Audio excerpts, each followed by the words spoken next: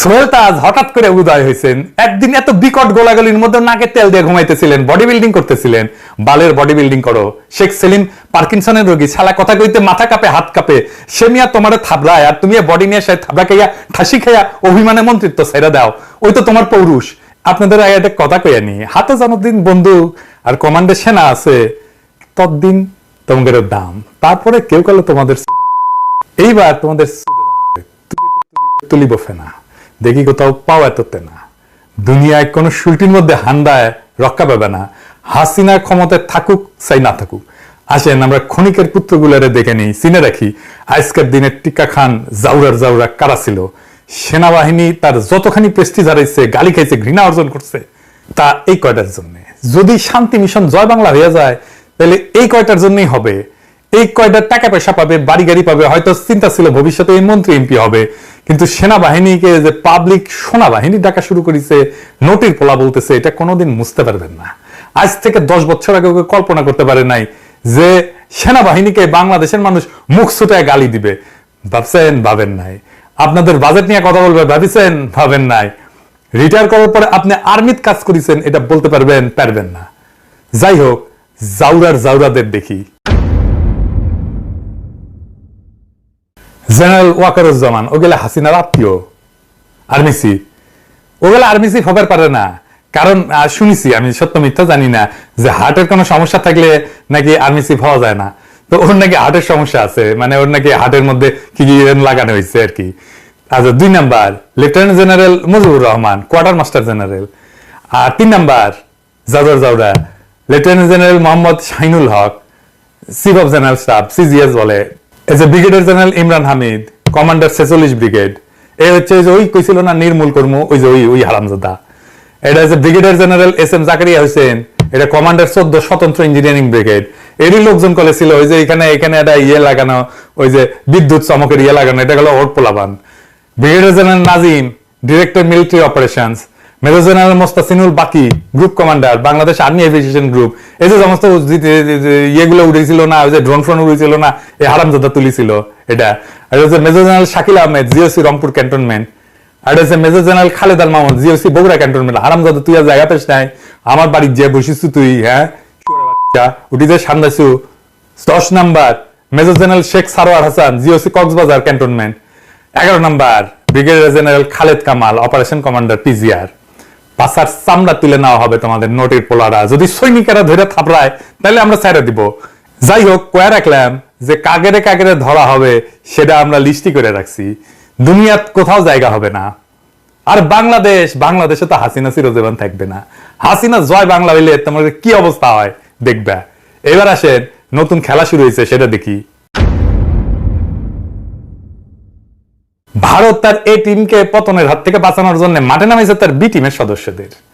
মার্কামারা ভারতীয় দালালদের নেতৃত্বে একটা তথাকথিত গণশুনানি কমিশন গঠন করা হয়েছে সারা দেশে চলমান হিংসাত্মক ঘটনাবলী তদন্ত করার জন্য। এর সভাপতি হইল বিচারপতি মতিন, আর সহসভাপতি সুলতানা কামাল। দুটাই মার্কামারা। আপনারা সুলতানা কামাল চেনেন, কিন্তু মতিনের চেনেন না। আসেন, মতিন আসলে কে, এটা আমরা একটু খুঁজে দেখি। হ্যাঁ, আপনি যদি এই দুইটার অতীত একটু ঘাটেন তাহলে পরিষ্কার হবে যে এই কমিশনের উদ্দেশ্য হইল হাজার হাজার ছাত্রদের হত্যা, জখম, নির্যাতন, জেল জুলুম, লাশ চুরি, কারফিউ দিয়া, যে ইন্টারনেট বন্ধ করে তার আড়ালে খুনি হাসিনা যে মানবতা বিরোধী অপরাধ করেছে, স্নাইপার দিয়া মারিছে, তার থেকে তার দায় মুক্তি দেওয়া। কোন আন্তর্জাতিক তদন্ত বা জাতিসংঘের অধীনে তদন্তের সম্ভাবনা নস্যাৎ করে দেওয়া। একই সাথে একটা তদন্ত খেলা চালু করে আমাদের চলমান আন্দোলন থেকে জনগণের দৃষ্টি সরায় দেওয়া। হাসিনার এটা প্ল্যান। আপনি দেখবেন হাসিনা নিজেই তার মন্ত্রীদের বিরুদ্ধে তদন্ত দুদক লাগায় দেয়, তারপরে দুদক এসে কয় ঠিক আছে, কোনো সমস্যা নাই। বুঝছেন?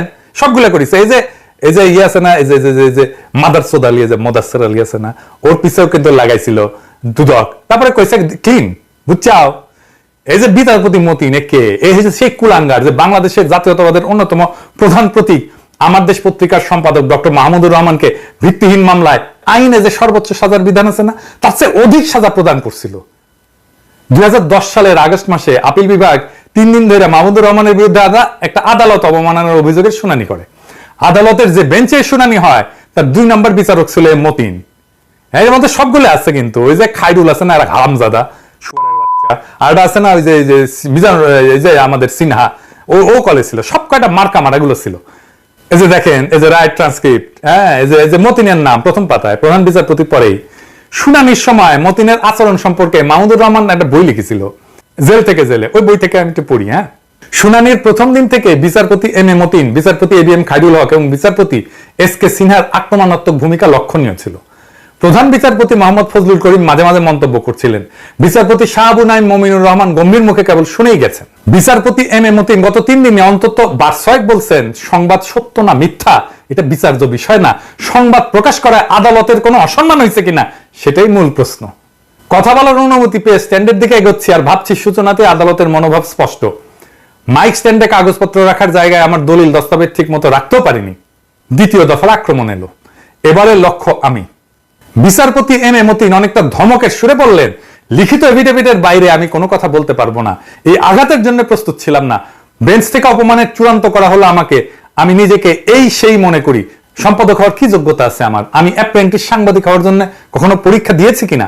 আমার তুচ্ছ শিক্ষা দীক্ষা, আমি এতই অভব্য যে বিচারপতিদের নামের আগে মাননীয় লিখতে হয় তাও জানি না। সাংবাদিকতা না জানা আমি একজন চান্স বা দৈবক্রমের সম্পাদক, চান্স এডিটর। এই যে এই কইছিলে হারামজাদা কইছিল মতিন। ইত্যাকার আক্রমণে ধূলিসাৎ করে দেওয়া হলো আমাকে। বিচারপতি এম এ মতিন রুলিং দিলেন, আদালত অবমাননার মামলায় সত্য কোনো কৈফিয়ত না, ট্রুথ ইজ নো ডিফেন্স, মানে সত্য এইটা কোনো কৈফিয়ত দিতে পারে না, এটা কইছে এই হারামজাদা। বেঞ্চের বিদ্যুৎপ্রাত্মক মন্তব্যে হাসির তোরে আমার ক্ষীণ কণ্ঠ চাপা পড়ে গেল। চারপাশ থেকে আঘাতের পর আঘাত ঠেকানোর ব্যর্থ চেষ্টায় শেষ পর্যন্ত পরাজিত হতেই হলো। চরম বৈরী পরিবেশে কেবল মনের জোরে টিকে থাকা অসম্ভব বোধ হলো। গভীর হতাশায় নিমজ্জিত হলাম। এই বৈরী আদালত মাহমুদুর রহমানকে 6 মাসের কারাদণ্ড, 1 লাখ টাকা জরিমানা, অনাদায়ে আরো 1 মাসের জেল এই রায় দেয়। বাংলাদেশের ইতিহাসে এর আগে কাউকে মানহানির মামলায় এইরকম দণ্ড দেওয়া হয়নি। বিচারপতি নামধারী এই মতিন এই অভূতপূর্ব দুষ্কর্মের অন্যতম কারিগর ছিল। আদালত অবমাননা মামলায় 1 লাখ টাকা জরিমানার বিধান আমাদের দেশের আইনে নাই। এই মতিন গং আইনের বাইরে যায় তাকে জেল ছাড়াও নজিরবিহীন ভাবে 1 লাখ টাকা জরিমানার সাজা দিছিল। এর কারণ হিসেবে মতিন গং বলছিল এটা করা হয়েছে আদালতের অন্তর্নিহিত ক্ষমতা বলে, যেটা সম্পূর্ণ মিথ্যা। প্রচলিত আইনের সীমানার বাইরে গিয়া কাউকে অতিরিক্ত শাস্তি দেওয়ার ক্ষমতা আদালতের নাই। অথচ প্রধান বিচারপতি হওয়ার ইঁদুর দৌড়ে খুনি হাসিনাকে তোষামত করার অসুস্থ বাসনা থেকে এই কুলাঙ্গার তার সহযোগীরা ডক্টর মাহমুদুর রহমানকে কেবল শুনানি চলাকালে অপমান করে নাই, অন্যায় শাস্তি দেয় নাই, উপরন্ত আইন বহির্ভূত ভাবে অতিরিক্ত সাজা দিছে। তো মাহমুদুর রহমানের দোষ কি? মাহমুদুর রহমানের দোষ ছিল একটাই, সেটা হলো উনি একজন সাচ্চা জাতীয়তাবাদী হিসেবে সবসময় ভারতের আধিপত্যবাদের বিরুদ্ধে সোচ্চার ছিলেন। ভারতের সেবাদাসরা তাই তাকে শাস্তি দিতে মরিয়া হয়ে যায় এবং শেষ পর্যন্ত তারা দেশ ছাড়া করে। তার উপরে হামলা হয় আদালতের প্রাঙ্গণে। মতিন আসলে সেই দিল্লি দাস দলেরই এক প্রধান পান্ডা। নরকের কীট এই বদমাইশ মতিন এখন আসছে বালের গনেরিয়া কমিশন নিয়া। এই গনেরিয়া কমিশন তো হোকা দিয়ে হামলায় দিব শুয়ারের বাচ্চা।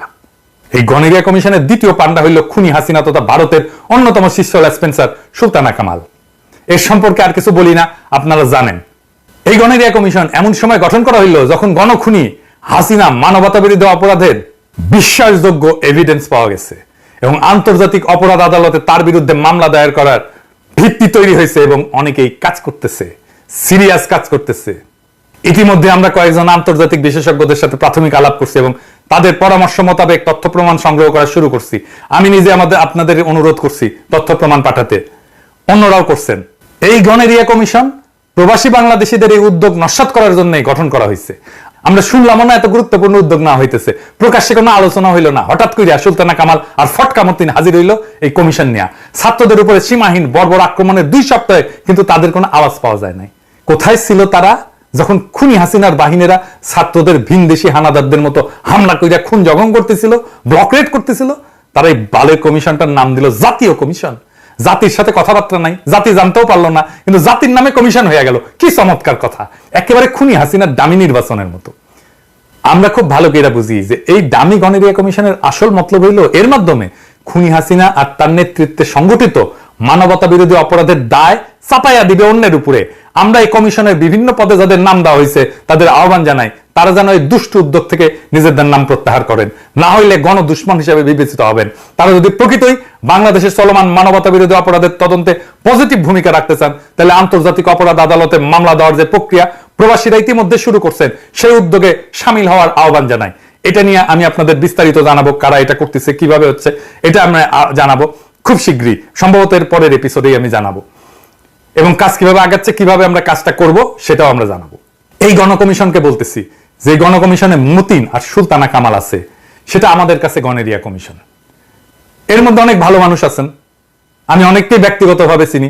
আপনাদেরকে আমি আহ্বান জানাবো, এই কমিশন থেকে নিজেদের নাম প্রত্যাহার করেন, অথবা এই দুইজনকে পাছায় লাথি দিয়ে বের করে দেন। এদের সাথে নিয়ে কাম শুরু করলে আমি কিন্তু পাছার চামড়া লাল করে দেবো সবারই। সরি করার টাইম পাইবেন না কেউ, আমি চিনি বা না চিনি, যতই ভালো মানুষ হন না কেন। আমার ক্ষুদ্র ভ্রাতার ভগিনীদের কইলে গণেরিয়া কমিশন একদম পশ্চাতে হামদাই দিবে। এর মধ্যে আমরা আবার দেখতে পেলাম আর একটা কাহিনী, কিচ্ছা। কিসে কিচ্ছা? সোহেল তাজ হঠাৎ করে উদয় হয়েছেন। একদিন এত বিকট গোলাগুলির মধ্যে নাকে তেল দিয়ে ঘুমাইতেছিলেন, বডি বিল্ডিং করতেছিলেন। বালের বডি বিল্ডিং করো। শেখ সেলিম পার্কিনসনের রোগী, শালা কথা কইতে মাথা কাঁপে, হাত কাঁপে। সে মিয়া তোমার থাবড়ায়, আর তুমি বডি নিয়ে সে থাবড়া খাইয়া, ঠাসি খাইয়া অভিমানে মন্ত্রিত্ব ছেড়ে দাও। ওই তো তোমার পৌরুষ। এখন জায়গায় উঠে পৌরুষ জায়গায় উঠছে, তাই না? সোজা চলে গেলা ভাতের হোটেলের আরুনের কাছে, না নাস্তা খাইতে না। সে গেল তার হঠাৎ জাগ্রত বিবেকের তাড়নায় আন্দোলনের 6 জন সমন্বয়কদের খোঁজ নিতে। নিজের সম্মানের খোঁজ নাই, আরেকজনের খোঁজ নিতে গেছে। আচ্ছা সোহেল তাজ, বুঝলাম আপনার বিবেক আছে, কিন্তু আপনি কি বুদ্ধিও হারায় ফেলছেন? এককালে তো স্বরাষ্ট্র প্রতিমন্ত্রী ছিলেন, এই হারুন ফারুনদের বসের বস ছিলেন। আপনি কি জানেন না যে হারুন চলে খুনি হাসিনার নির্দেশে? আপনি কেন তাহলে হারুনের কাছে যাবেন? আপনি তো যাবেন খুনি হাসিনার কাছে। অন্তত পক্ষে আপনার বোন, যিনি দামি নির্বাচনে এমপি হয়ে এখন খুনি হাসিনার একজন প্রতিমন্ত্রী, সেই অর্থে তার অপকর্মের দোষর। আপনি তো তার কাছে যাইতে পারতেন, আপনার বোনের কাছে না। আপনি গেলেন হারুনের ভাতের হোটেলে। মানে আপনি কি বাংলাদেশের মানুষের বেকুব ভাবছেন? হ্যাঁ, আপনি তো মিয়া প্রকৃত অপরাধী হাসিনাকে তার অপরাধ কর্মের দায় থেকে আলাদা করার জন্য হারুনের ওখানে গেছিলেন। আমি যদি বলি হারুনকে ফাঁসিতে গেছিলেন, তাহলে কি ভুল হবে? আর সেই সাথে আপনার তুলনামূলক ক্লিন ইমেজ ব্যবহার করে জনগণকে এই ধারণা দেওয়ার চেষ্টা করেছেন যে আওয়ামী পরিবারের সবাই খারাপ না, আওয়ামী পরিবারের সব কটা যাওরা, 2 জেনারেশনের খানদানি যাওরা, আপনি সহ। খামাখা টাইম নষ্ট করেন না। আপনার নিজের বোন যখন খুনি হাসিনার দোষর, তখন আপনি তো নিজেকে আওয়ামী লীগের হিউম্যান ফেস হিসেবে বিশ্বাসযোগ্য ভাবে উপস্থাপিত করতে পারবেন না।